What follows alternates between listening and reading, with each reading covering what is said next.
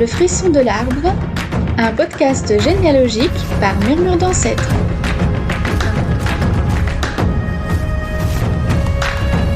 L'épicerie de la rue de la Raux.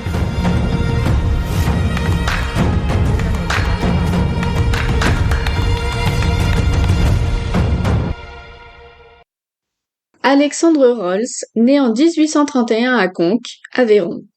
Il est Monsosa 34. Après un bref passage à Saint-Patrice, Indre-et-Loire, où il rencontre son épouse, Marie-Anne Puissant, il s'installe à Angers, Maine-et-Loire. Là, il devient concierge à la Banque de France pour quelques années. Il demeure rue Joubert, une rue contiguë à la banque, probablement dans un logement de fonction. Mais ce qui nous intéresse aujourd'hui, c'est la suite. Dans les années 1870, il déménage et ouvre une boutique, dite d'abord mercerie, puis épicerie. La tradition familiale le dit marchand bonnetier, mais aucune source ne vient corroborer ce métier. Ceci étant, mercier et bonnetier sont proches. Peut-être est-ce une confusion entre les deux métiers. Toujours selon la tradition orale, cette boutique était située à l'angle de la rue de la Raux, au numéro 31, et de la rue Saint-Lô, au numéro 18, en centre-ville d'Angers. Mais où était-elle véritablement? Les sources se contredisent sur ce sujet. Dans l'annuaire alphabétique des habitants d'Angers, de 1872 à 1876, Alexandre est dit mercier au 26 rue de la Raux. Les 2 années suivantes le donnent au numéro 31 et non plus au 26. Pourtant, dans les listes électorales de 1872 et 1873, il est dit encore concierge de la Banque de France, demeurant rue Joubert. En 1874, on le trouve enfin épicier rue de la Raux, aucun numéro n'est précisé. Il n'y a pas de liste en 1875, mais de 1876 à 78, il est bien dit demeurant au 31 rue de la Raux. Disons qu'Alexandre n'a pas fait sa mise à jour sur les listes électorales lorsqu'il a déménagé. Le recensement, quant à lui, en 1872, indique son domicile au 34 rue de la Raux, et le suivant, daté de 76, au 31. Puis cela se complique encore. Son acte de décès, en 1879, le dit décédé en son domicile, au 25 rue de la Raux. Son inventaire après décès et le registre de mutation nous disent que son domicile est situé au 33 rue des Bas-Chemins du Mail, aujourd'hui rue Franklin, à près de 2 km de la rue de la Raux. Ce document cite le fonds de commerce de l'épicerie, situé, lui, au 25 rue de la Raux. Bref, gardons à l'esprit que les sources ne sont pas toujours très fiables. Néanmoins, plusieurs indices semblent s'accorder pour dire que l'épicerie était bien à l'angle des rues de la Raux et de Saint-Lô, c'était donc sans doute le numéro 31.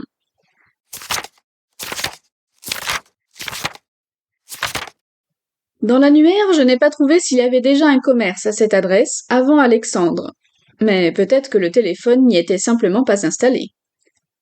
A-t-il repris une épicerie précédemment établie? Était-ce un nouveau type de commerce? Ou une création ex nihilo? Tout ce que je sais, c'est qu'il est locataire et non propriétaire de la boutique et du ou des logements situés dans les étages. L'ensemble est en fait composé de 2 parcelles au cadastre, entremêlées l'une dans l'autre, la numéro 1858 et 1859. Appartenant à l'origine à Victor Muller pour la 1858 d'une part, et Louis Mabille puis Étienne Livache et sa veuve après lui pour la 1859 d'autre part. Ces bâtiments sont classés dans la catégorie numéro 1, la plus haute valeur, et comptaient respectivement 12 et 16 portes et fenêtres. La boutique d'Alexandre semble être la 1858, à l'angle. Mais, je cite, le bail d'une maison où s'exploitait le fonds de commerce de l'épicerie, fin de citation, a été consenti par la veuve Livache, donc la 1859. La répartition entre commerce, logement et propriétaire n'est pas très claire pour moi. D'autant plus qu'au rez-de-chaussée de la 1859 existait aussi une autre boutique, une boucherie exploitée par Joncheret dans les années 1870, puis Bourgault à la fin du siècle. Dans les étages vivaient aussi d'autres personnes. Des couturières, une lingère et un tailleur, par exemple, d'après le recensement de 1876. Une épicerie est un commerce de détail de denrées alimentaires et divers produits sans rapport avec l'alimentation. Ce nom trouve son origine au Moyen Âge, époque où la spécialisation des commerces était très importante. L'épicier était celui qui vendait les épices.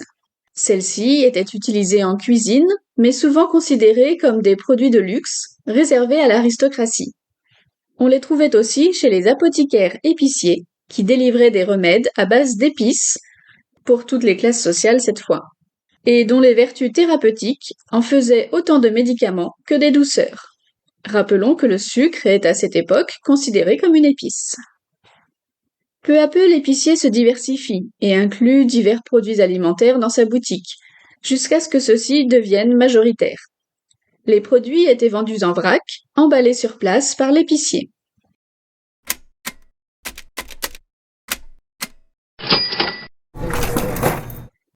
Progressivement, l'industrie agroalimentaire prend de l'essor.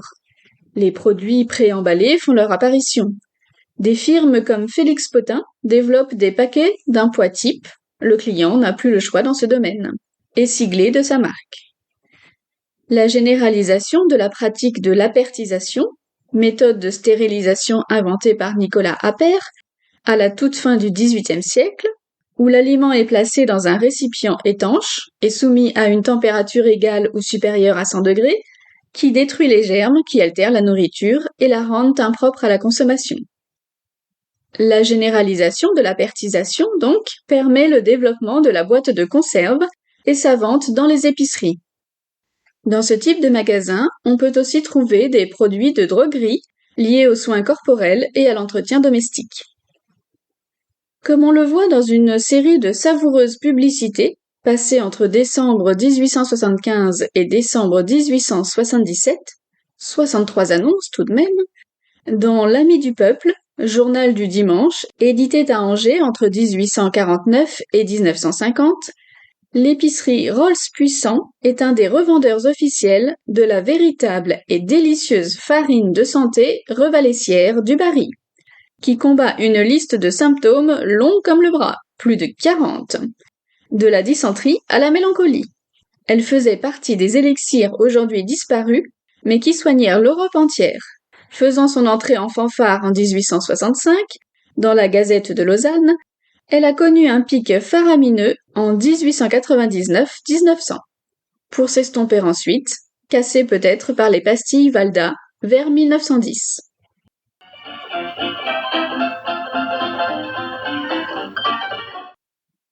Voici l'une de ces annonces. Évitez les contrefaçons. N'acceptez que nos boîtes en fer-blanc avec la marque de fabrique Revalaissière du Barry sur les étiquettes. Santé à tous. Rendu sans médecine, sans purge et sans frais par la délicieuse farine de santé de Dubarry de Londres, dite Revalaissière. 30 ans d'un invariable succès en combattant les dyspepsies, mauvaise digestion, gastrite, gastralgie, glaire, vent, aigreur, acidité, palpitations, pituite, nausée, renvoi, vomissement, constipation, diarrhée, dysenterie, colique, phtisie, toux, asthme, étouffement, étourdissement, oppression, congestion, névrose, insomnie, mélancolie, diabète, faiblesse, épuisement, anémie, chlorose, tout désordre de la poitrine, gorge, haleine, voie des bronches, vessie, foie, reins, intestin, membrane muqueuse, cerveau et sang, ainsi que toute irritation et toute odeur fiévreuse en se levant ou après certains plats compromettants, oignons, ail, etc., ou boissons alcooliques, même après le tabac. C'est en outre la nourriture par excellence qui seule réussit à éviter tous les accidents de l'enfance. 88 000 cures annuelles, y compris celle de Madame la Duchesse de Castle-Stuart, le Duc de Pluscoff, Madame la Marquise de Bréant, Lord Stuart de Decize, Père d'Angleterre, Monsieur le docteur professeur Burzer, Monsieur le professeur docteur Beneke, etc., etc. 4 fois plus nourrissante que la viande, elle économise encore 50 fois son prix en médecine. En boîte de 1,4 kg 2 francs 25, 1,2 kg 4 francs, 1,7 kg 7 francs, 12 kg 60 francs. Les biscuits de la Revalaissière, en boîte de 4, 7 et 60 francs. La Revalaissière chocolatée, en boîte de 12 tasses, 2 francs 25, de 24 tasses, 4 francs, de 48 tasses, 7 francs, de 576 tasses, 60 francs, ou environ 10 centimes la tasse. Envoi contre bon de poste, les boîtes de 32 et 60 francs, franco. Dépôt à Angers, Rolls Puissant, 31 rue de la Raux. Une trentaine d'autres adresses sont citées.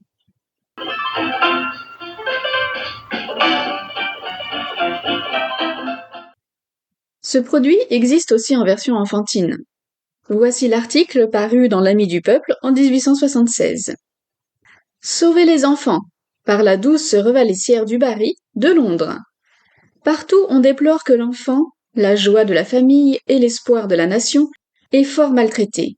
Par l'ignorance seule des mères ou des nourrices, il en meurt la première année 60 000 en France et 40 000 en Angleterre.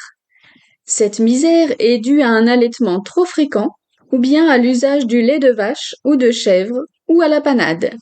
Tous aliments inadmissibles et qui, ordinairement, amènent une irritation de la muqueuse, et comme suite inévitable, l'échauffement ou la diarrhée, les vomissements continuels, l'atrophie, les crampes, les spasmes et la mort.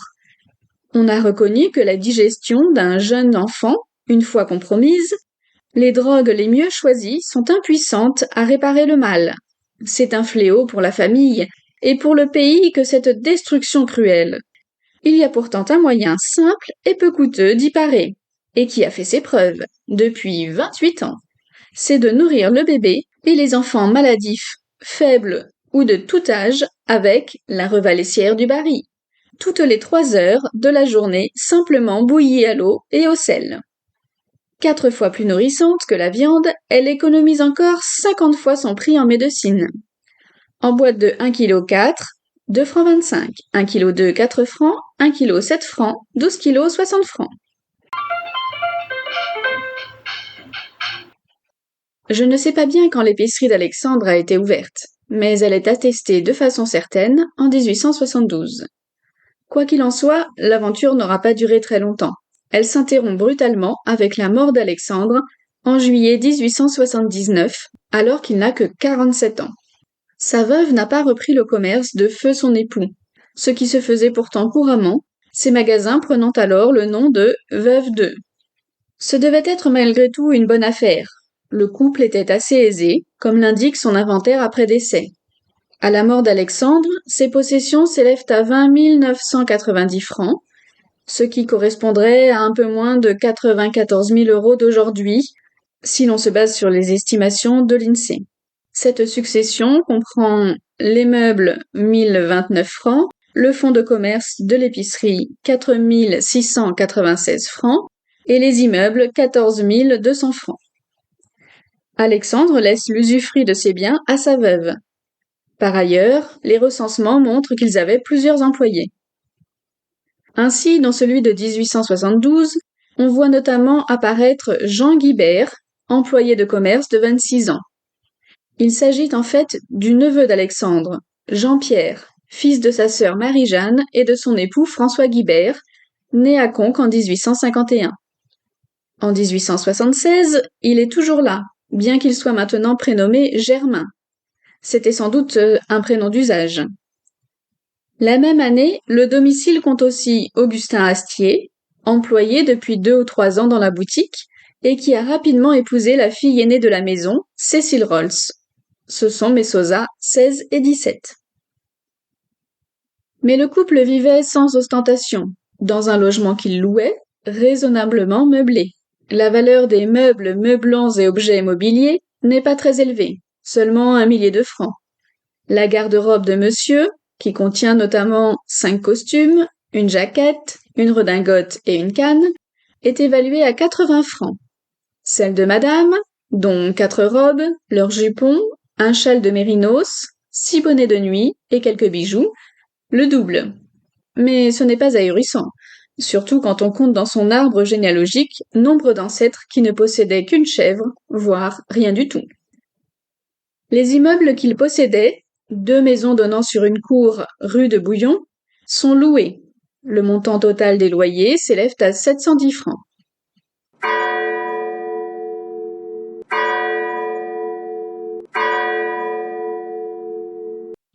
Le décès brutal d'Alexandre en 1879 jette famille et employés à la rue. La veuve et sa fille cadette déménagent vers le faubourg Saint-Michel. Le couple Astier-Rolls avait déjà quitté l'épicerie. Augustin s'était engagé dans la gendarmerie 2 ans plus tôt. Le fonds de commerce est vendu à des marchands d'Angers, les frères Prost, qui reprennent l'épicerie. Elle est alors dite au numéro 25, dans l'annuaire d'Angers en 1880. Mais cette reprise est très éphémère.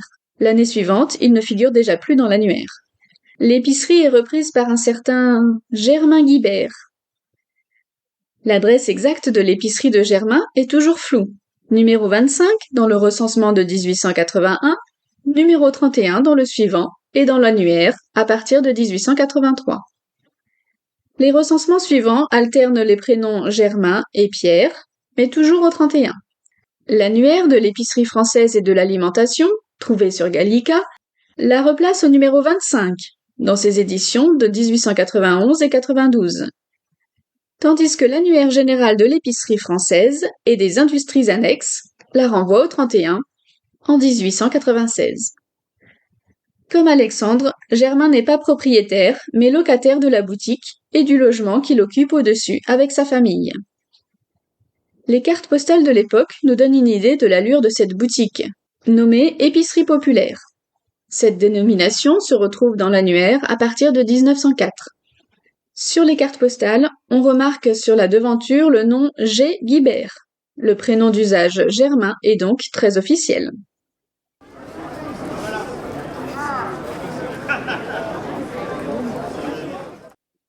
De nombreux articles sont exposés sur le trottoir. Vin rouge et blanc à 40 centimes le litre, meules de fromages entières, légumes en vrac, sacs de patates, boîtes de conserve. Le spectacle est autant à l'extérieur qu'à l'intérieur du magasin. D'après l'annuaire d'Angers, Germain tient l'épicerie jusqu'à sa mort en 1932.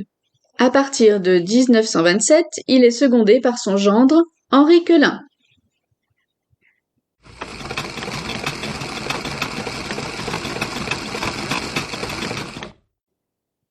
En 1933, toujours dans le journal L'Ami du Peuple, on trouve un article sur un jeune commis, employé depuis 6 mois à l'épicerie, bien sous tout rapport, et qui s'est révélé être un tueur en série. Voici ce que dit le journal. Une fillette est sauvagement assassinée. Le meurtrier est arrêté après une poursuite mouvementée. L'émotion à Angers et dans la région. Dans la soirée du vendredi 24 mars, le coquet petit bourg de Saint-Barthélemy, situé à quelques kilomètres d'Angers, était soudain mis en émoi par une tragique nouvelle. Une petite fille, Simone Solo, âgée de 6 ans et demi, avait été lâchement assassinée. Les époux Solo exploitent la ferme du Petit Montgazon à 2 km 500 environ du bourg de Saint-Barthélemy. 3 enfants égayaient le ménage. L'aîné, Simone, 6 ans et demi, Roger, 5 ans et Clémence, 2 ans. Simone Solo et son frère Roger fréquentaient régulièrement chaque jour l'école de Saint-Barthélemy. Ils avaient l'habitude, à midi et à 4h30, de regagner le domicile paternel, lorsque vendredi, vers 5h30, se présenta seul le petit Roger. Il déclara à sa mère que sa sœur Simone était restée avec un monsieur qu'il avait invité à aller avec lui ramasser des fleurs dans les prairies voisines. On devine ce qui s'était passé. Un sadique avait trouvé le groupe d'écoliers dès la sortie de la classe à 4h30. Il s'était mêlé aux enfants et très habilement était resté seul avec la jeune Simone. C'est alors qu'il réussit à entraîner la petite fille dans un endroit désert, situé à quelques 200 mètres de la ferme du Petit Montgazon, sous le prétexte de cueillir des fleurs. Après avoir renversé la fillette, il lui trancha la gorge à l'aide d'un couteau ou d'un rasoir, et ensuite lui taillada le corps et notamment les jambes de profondes blessures avec la même arme. Voyant sa victime morte, le criminel disparut. Ce fut un voisin, Monsieur Marek, qui, alerté par les parents, découvrit le cadavre au fond d'un fossé. La pauvre petite fille tenait encore dans sa main un bouquet de pâquerettes qu'elle avait cueilli en compagnie de son assassin. Le cadavre de la petite Simone a été conduit à l'amphithéâtre de l'école de médecine où fut pratiquée l'autopsie. Cette nouvelle, une fois connue, produit dans Angers, Saint-Barthélemy et les communes voisines une émotion intense. De véritables battues furent organisées, gendarmes, brigades mobiles, services de la sûreté, alertés, se livrèrent à une surveillance de tous les instants. Jusqu'au mardi 28, ce fut des alertes perpétuelles. Tout le monde croyant avoir vu l'assassin. À Trélazé, au Pont-de-Cé, à la Poissonnière, à Morane même, on crut l'avoir vu passer. La vérité était bien plus simple. Son horrible forfait accompli, le meurtrier était retourné à son travail habituel, à l'épicerie Guibert et Quelin, à l'angle de la rue de la Raux et de la rue Saint-Lô. Une journée mouvementée à Angers, sur la piste. Avec acharnement, tous les gendarmes des brigades et tous les policiers d'Angers, sûreté et brigades mobiles, battaient donc toute la ville et la périphérie. Or, lundi soir, 2 gendarmes de la brigade Saint-Maurice, Tacher et Chauvin, se trouvaient à proximité du cimetière de l'Est. « Eh bien, leur dit un promeneur, toujours pas de nouvelles ? Hélas ! Vous souvenez-vous de la tentative d'assassinat qui fut commise en 1927 au port de Lille ? Une fillette a été assommée dans les mêmes circonstances qu'à Saint-Barthélemy. Cette fillette était une de mes parentes. Qui a arrêté le criminel ? Ce sont les gendarmes des Ponts-de-Cé. Les gendarmes Tacher et Chauvin se dirigèrent donc vers la gendarmerie des Ponts-de-Cé. C'est là qu'ils connurent l'état civil de celui qui, en 1927, avait attaqué la fillette. Pierre Guery, né le 20 juillet 1902 à Angers, fils de Pierre, et feu Marie-Louise Gorange, demeurant 23 rue Bodinier. Ayant dû, par suite de sa condamnation, quitter l'administration des chemins de fer, Pierre Guery trouva un emploi dans l'épicerie. La chasse à l'homme. Ayant appris qu'il était actuellement commis épicier à la maison Guibert et Quelin, épicerie populaire 31 rue de la Raux, les gendarmes s'y présentèrent mardi matin à 9h30. Au moment où il pénétrait dans la salle à manger, Pierre Guery, qui à ce moment était occupé à éplucher des poireaux, quitta brusquement son tablier et prit la fuite. Aussitôt, tout le quartier fut alerté. On criait « À l'assassin! À l'assassin! Arrêtez-le » Mais Guery, activant sa course, disparut bientôt, après avoir suivi la rue Saint-Lô, la rue des Poiliers, la rue de la Charte. Quelques minutes après, des personnes crurent l'apercevoir rue du Mail. Une femme criait « Je l'ai vu passer par là! Il a pris le couloir du numéro 30 de la rue du Mail !» Policiers et gendarmes s'engouffrèrent dans le couloir de l'immeuble.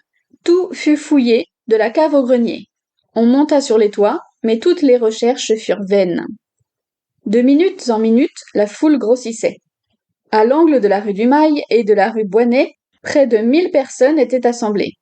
La circulation était arrêtée. On le cherchait partout dans les rues avoisinant la mairie.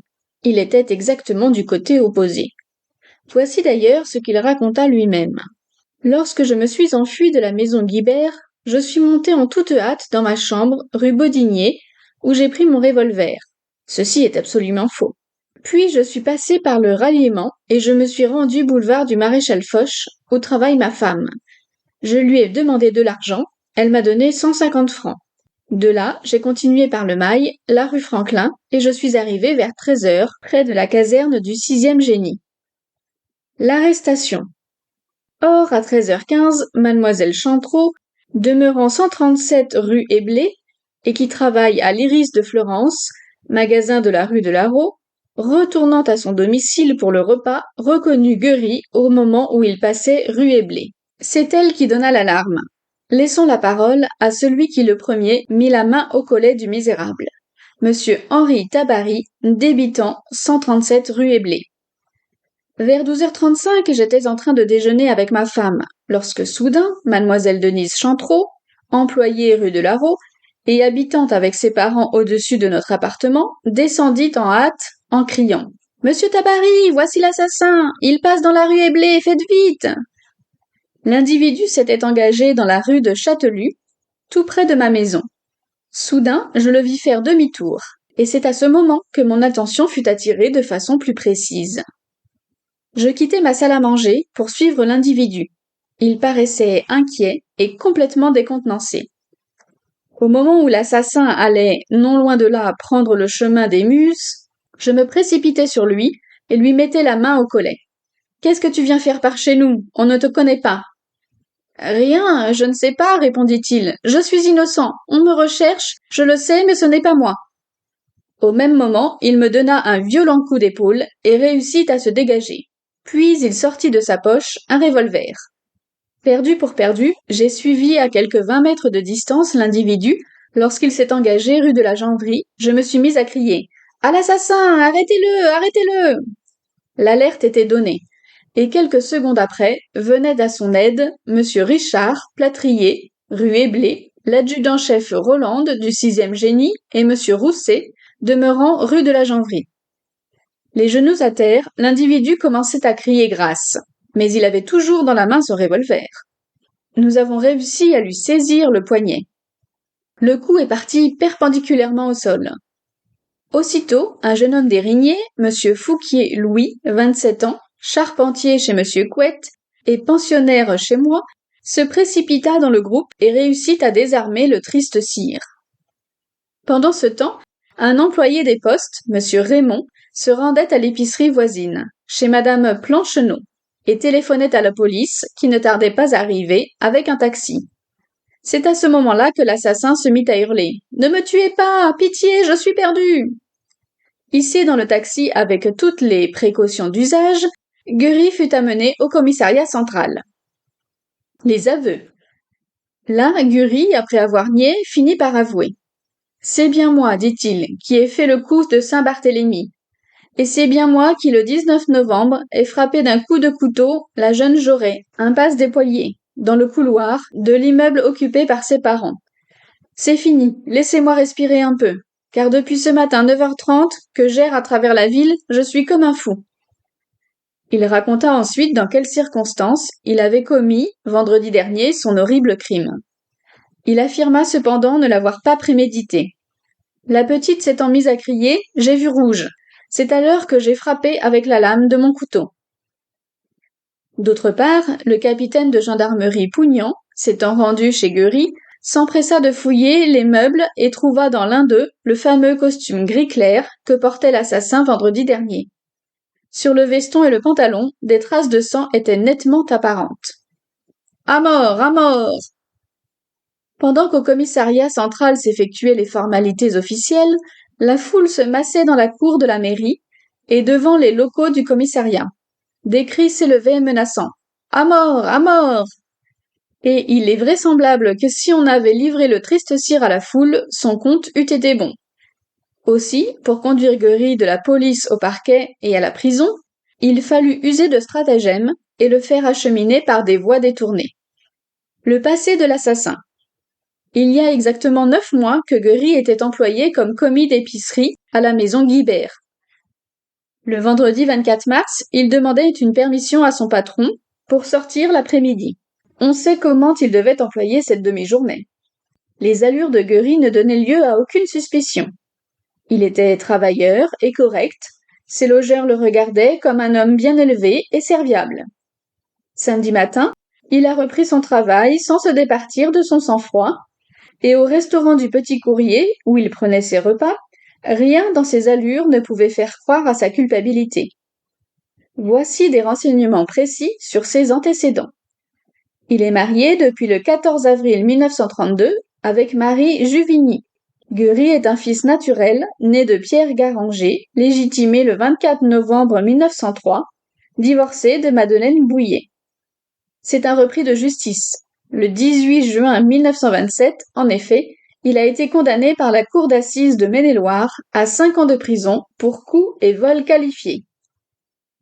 Guéry avait tenté d'assassiner au port de Lille une petite fille et avait en outre commis un cambriolage à Saint-James. Le sadique, précédemment à cette condamnation, avait purgé pour tentative de viol une peine de 2 ans de prison. Plusieurs cambriolages sont révélés à son actif pendant le cours de la même année.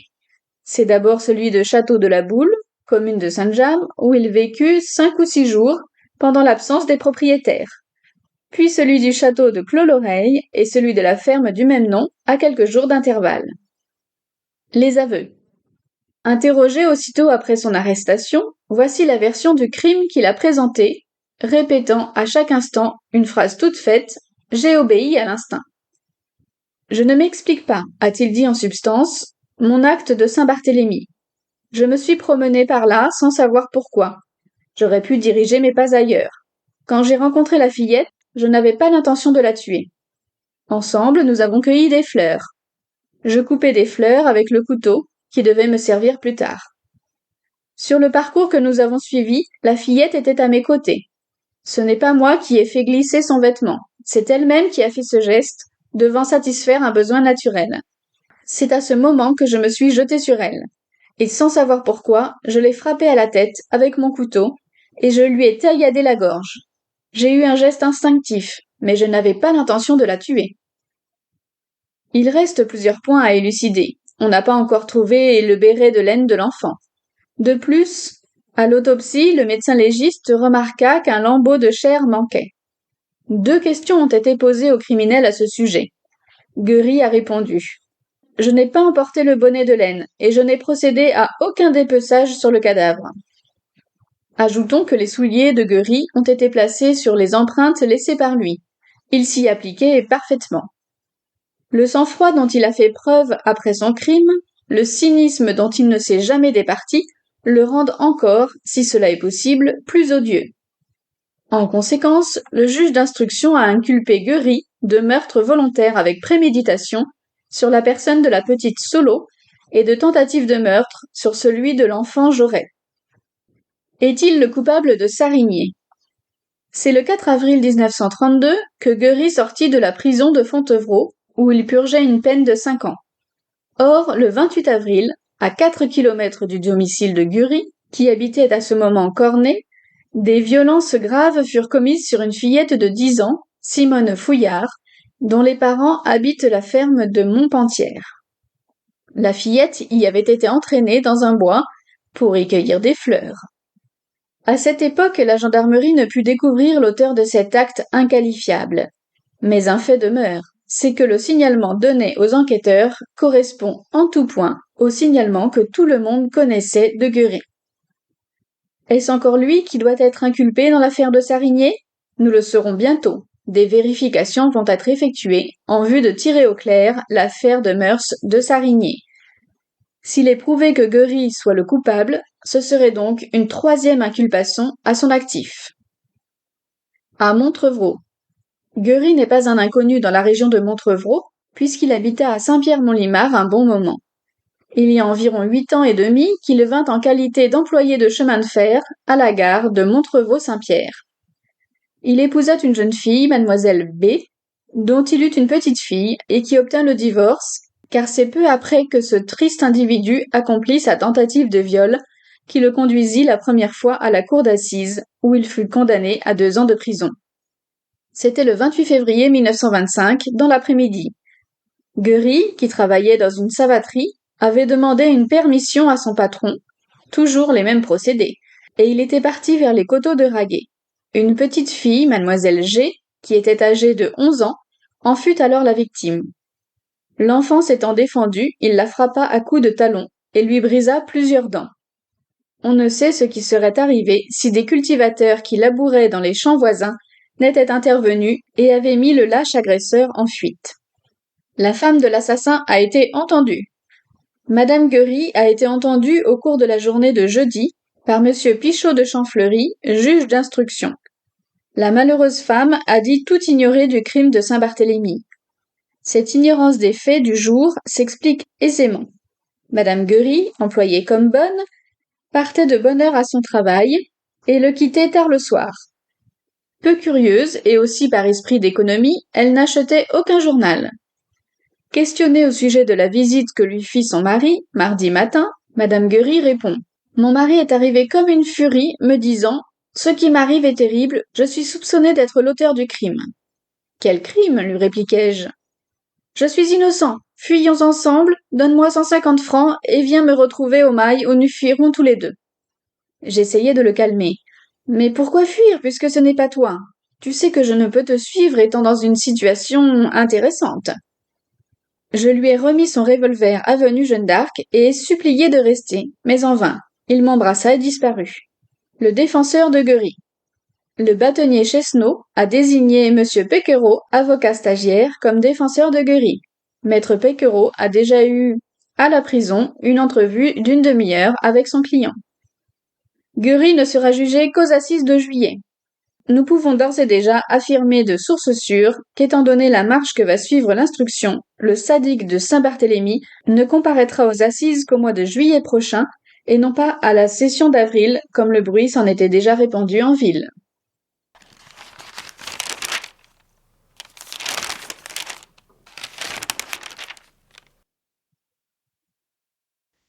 L'article de journal ne précise pas dans quel état d'esprit était Guibert, notre pauvre épicier.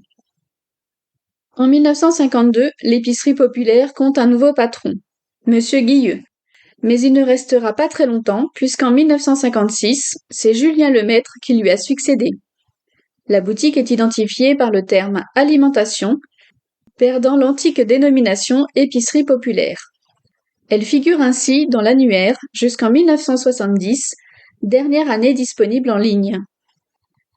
Les années ont passé, aujourd'hui l'ancienne épicerie se partage entre deux boutiques, une boulangerie-pâtisserie côté rue Saint-Lô et une restauration rapide côté Raux. Mais qui se souvient encore de l'épicerie de la rue de la Raux?